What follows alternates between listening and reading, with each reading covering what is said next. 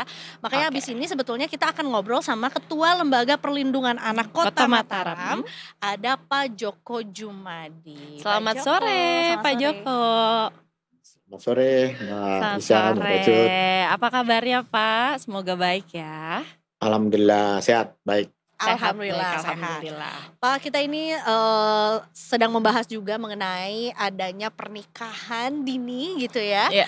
Yang ini Ya. sebenarnya sinetronnya ngetrennya zaman dulu banget Zaman gitu dulu, ya. zaman kita SD sih. Gitu kan. Nah, tapi ternyata lagi-lagi kita digegerkan juga dengan video sebetulnya Ya. ya. Ada tayangan video juga yang menggambarkan adanya pernikahan di antara dua remaja juga. Dan sebetulnya tadi kami sudah sempat ngobrol juga dengan salah satu reporter yang kami ada di sana juga. Akhirnya ada fakta-fakta yang kami juga pengen tanyakan lagi gitu ya sama Pak Joko juga, di mana dinyatakan bahwa pernikahan kedua pasangan ini gitu ya, itu termasuk ke dalam salah satu bagian dari Bagian dari budaya budaya, gitu ya, betul. dari suku Sasak juga. Tapi kan di sisi lain juga pernikahan juga diatur oleh negara juga. Nah, bagaimana Pak Joko memandang ini semua, Pak?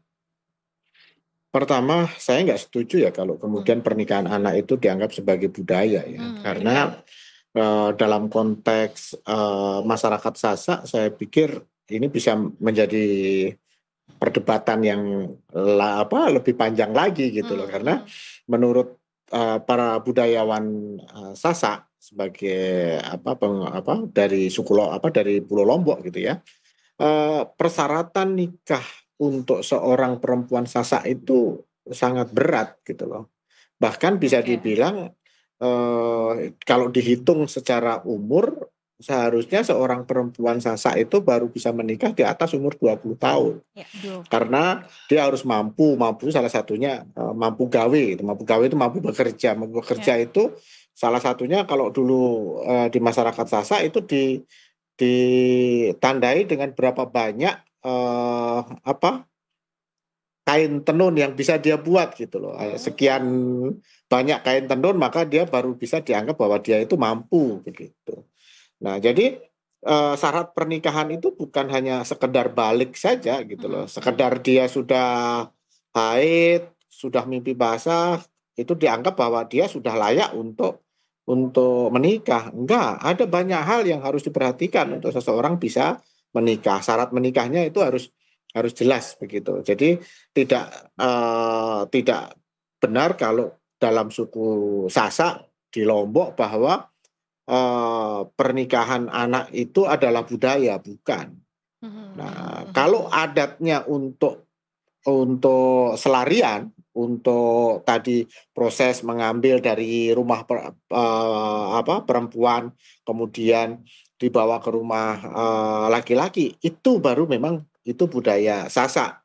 Dalam konteks ini adalah adat yang namanya selarian. Tetapi selarian pun itu diatur dengan sedemikian rupa, tidak sembarangan gitu.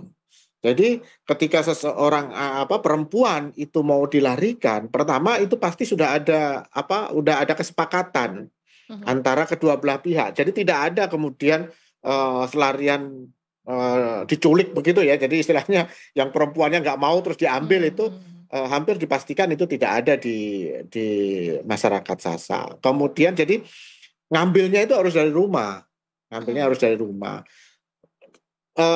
Setelah waktunya itu juga tidak boleh sembarangan. Pagi umpamanya nggak boleh, dia harus dibatasi. Malam hari umpamanya setelah Isya itu baru boleh diambil dari rumah itu begitu. Dan kemudian setelah diambil pun itu juga tidak boleh ditempatkan di rumah si cowok. Itu dia harus ditempatkan di keluarga yang cowok. Tidak kemudian juga bisa si cowok di satu tempat, dia harus di tempat yang lain si cowok ini gitu loh. Jadi saya semudah agak itu kaget ya, Pak kalau ya. Tidak harus sekompleks itu memang sebetulnya untuk melaksanakan jadi kebudayaan. saya tidak setuju kalau kemudian perkawinan anak dianggap sebagai budaya Sasak. Itu saya pikir sangat tidak pas, dan itu malah menurut saya kok merendahkan sekali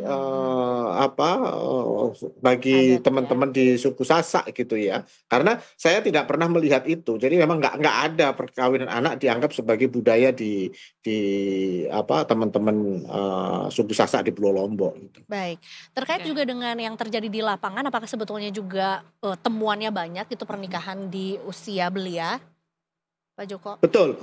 Kalau pernikahan yang di usia belia memang di usia anak itu memang angka di NTB memang secara persentase paling tinggi di Indonesia. Oh. Jadi angkanya di angka 14,7% anak itu melakukan perkawinan anak itu. Nah ini masih di atas angka rata-rata angka nasional yang hanya di angka 9%. Nah, secara kuantitatif salah satu data dari UNICEF itu menyampaikan bahwa jumlah perkawinan anak di tahun 2024 itu mencapai 6 ribuan. Okay. Sedangkan yang tercatat itu hanya di angka sekitar 700-an anak yang mengajukan dispensasi nikah. Artinya apa? Artinya sebagian besar kasus perkawinan anak itu dilakukan di bawah tangan, di bawah tidak ada pencatatan resmi. Dan ini yang kemudian menambah beban dampak serta resiko bagi anak-anak. Kalau kemudian pernikahannya tidak dilakukan secara resmi, kalau mau menceraikan, umpamanya kan cukup bilang aja, udah saya ceraikan kamu, selesai sudah. Nggak ada kemudian nanti haknya apa, ini apa. Kalau kemudian dia punya anak, ya mungkin tidak diakui juga sebagai anak. Udah ditinggal begitu saja, usia 16 tahun dia sudah punya anak, sudah jadi janda, si suaminya pergi umpamanya. Ya udah itu kan menambah beban sosial yang lebih berat lagi gitu. Jadi dampak perkawinan anak itu sangat luar biasa. Tidak hanya bicara tadi mungkin kalau yang biasa dibicarakan adalah ini nanti akan menyebabkan angka kematian bayi, kematian ibu, stunting. Tapi di sisi sosial juga banyak hal yang akan terjadi gitu loh. Termasuk mohon maaf seringkali prostitusi juga terjadi karena korban dari perkawinan anak.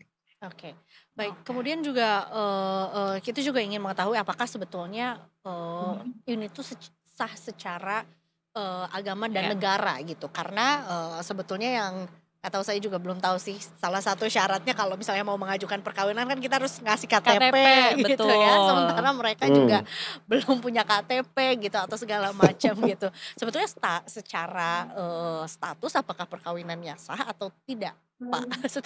Kalau yang ini jelas tidak. Secara agama sah, secara adat mungkin juga sah, tetapi secara negara perkawinan ini masih tidak diakui gitu loh, sehingga dia tidak mendapatkan buku nikah. Nah nanti anak yang dilahirkan juga tidak bisa diakui sebagai anak ayah ibu. Biasanya nanti anak yang dilahirkan hanya akan bisa diakui sebagai anak ibu, kecuali nanti ada proses lagi yang namanya isbat nikah. Kalau belum cerai, karena beberapa kasus perkawinan anak nggak nyampe 1 tahun sudah terjadi perceraian. Nah ini kan jadi persoalan lagi. Iya. Baik. Nah kalau misalkan dalam cerita yang sempat viral saat ini, diketahui kan LPA Kota Mataram melaporkan kejadian ini ke polisi, betul ya? Nah kalau boleh tahu, apakah sebenarnya sebelumnya udah ada usaha untuk mencegah pernikahan ini? Atau bagaimana dan siapa aja kira-kira yang dilaporkan? Ya, pertama kalau dari informasi di masyarakat, memang pernah terjadi pemisahan, artinya pencegahan, yang itu di awal April. Jadi awal April anak ini sudah sempat dilarikan, kemudian dicegah, dipisah, istilahnya dibelas. Kalau dalam bahasa Sasak itu dibelas, artinya dipisah supaya tidak terjadi perkawinan. Tetapi selang 3 mingguan lah gitu di awal Mei itu ternyata dibawa kabur lagi. Dibawa ke Sumbawa, dan akhirnya setelah pulang ya keluarga kemudian udah ngotot harus menikahkan anak tersebut. Nah, Mhm. dalam kasus ini kita kan baru tahu ketika kemudian kasus ini viral Iya iya. di mana-mana ya. Nah, kami berpikir kalau kemudian ini viral ini tanpa kemudian ada penanganan yang tepat, jangan sampai kemudian keviralan ini malah kemudian menjadi inspirasi bagi anak-anak, menjadi tren di kalangan anak-anak untuk Mhm. mengikuti. Mhm. Betul. Nah, ini yang kita khawatirkan. Maka kemudian LPA Mataram melakukan pelaporan ke polisi karena kebetulan memang undang-undang TPKS memang ada tindak pidana perkawinan anak. Untuk Mhm. apa? Untuk mengedukasi kepada masyarakat jangan sampai kemudian ini menjadi tren di kalangan anak-anak, menjadi inspirasi. Mhm. Nah, ini kita jadikan momennya untuk mengedukasi kepada masyarakat bahwa perkawinan anak itu ada loh undang-undang yang mengatur. Mhm. Perkawinan anak itu kalau dilakukan itu tindak pidana loh yang ancamannya lumayan juga 9 tahun gitu Mhm. loh. Mhm. Mhm. Nah, paling tidak ini adalah momen untuk kemudian mengedukasi masyarakat bahwa perkawinan anak ini perlu kita hentikan. Mhm. Mhm. Mhm. Baik. Ya. Dan tentunya juga ini bukan jadi satu-satunya kasus yang pernah dilaporkan juga oleh Lembaga Perlindungan Anak Kota Mataram ya, dilihat dari tingginya kasus pernikahan anak juga gitu. Kemudian sejauh ini bagaimana respons mengenai pelaporan ini, Pak? Ya, teman-teman di kepolisian memang berjanji untuk melakukan proses hukumnya ya. Nanti kita lihat seperti apa perjalanannya. Tetapi sebagai informasi bahwa selain kasus ini ada satu kasus lagi yang sekarang ini sedang berproses di pengadilan. Baik. Yang kemungkinan besar itu adalah kasus pertama di Indonesia undang-undang TPKS pasal 10 itu diterapkan. Jadi kasus perkawinan anak juga sama, sudah 2 kali kita coba untuk pisahkan, udah belas, tapi malah orang tuanya secara diam-diam Mhm. menikahkan anak tersebut. Mhm. Ya udah itu akhirnya dilaporkan juga gitu. Mhm. Mhm. Artinya ini Oke. bukan kasus pertama gitu loh. Iya iya.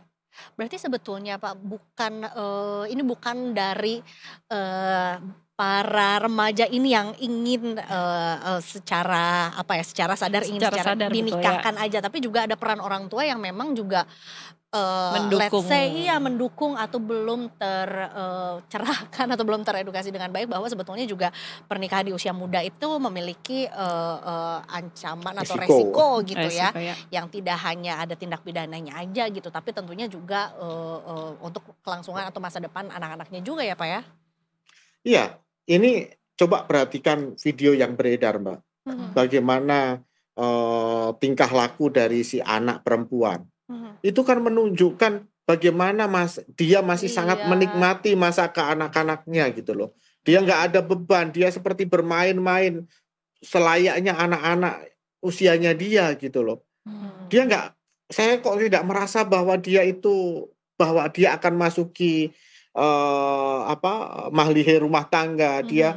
Saya tidak ngerasa kelihatan bahwa dia nanti sebentar lagi akan menjadi istri gitu loh, bahwa pernikahan itu sakral, itu tidak saya lihat di dalam video itu. Itu menunjukkan bagaimana polosnya dia sebagai anak-anak gitu loh. Kalaupun kemudian dia memiliki keinginan untuk menikah, maka tanggung jawab orang tua untuk kemudian menasihati dia, melakukan pencegahan, itu yang harus dilakukan oleh orang tua, bukan malah kemudian mendukung perkawinan anak itu, Dan gitu yang loh. ditakutkan adalah diturunkan gitu, ketika nanti kemudian juga dia menjadi Punya seorang anak, ibu dan punya yes. anak juga mewajarkan atau menormalisasi adanya pernikahan di usia muda juga gitu, karena memang juga tidak ada literasinya gitu ya mengenai bagaimana ini tuh sesungguhnya sangat beresiko gitu.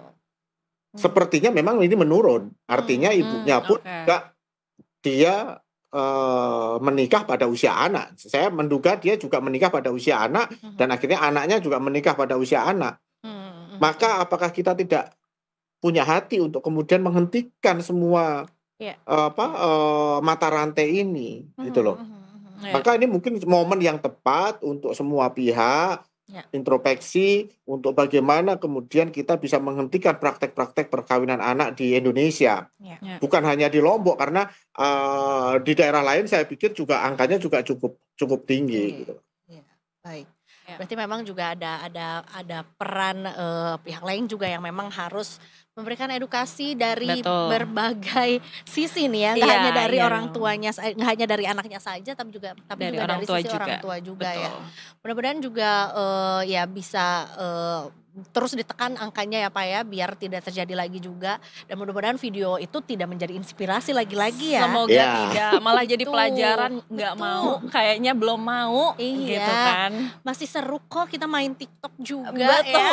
Main TikTok gak Berprestasi di dimarahin sekolah. Suami. Iya bener, berprestasi di sekolah gitu kan ya, bisa nggak tahu berdaya, berdikari dulu gitu ya. Ini mumpung Iya. hostnya dua-duanya cewek nih ya, Mumpung jadi cewek-cewek waktu ya, kita jadi memasukkan pesan-pesan itu tuh ya, bahwa it's fun being a woman gitu iya, kan iya, ya. betul. Baiklah kalau begitu, Pak Joko terima kasih Terima banyak kasih atas waktunya. banyak, Makasih, Pak Joko. Mbak Iza, Mbak Pocun. Semoga sehat Makasih. selalu.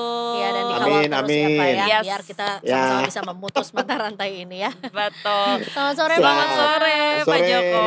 Ya.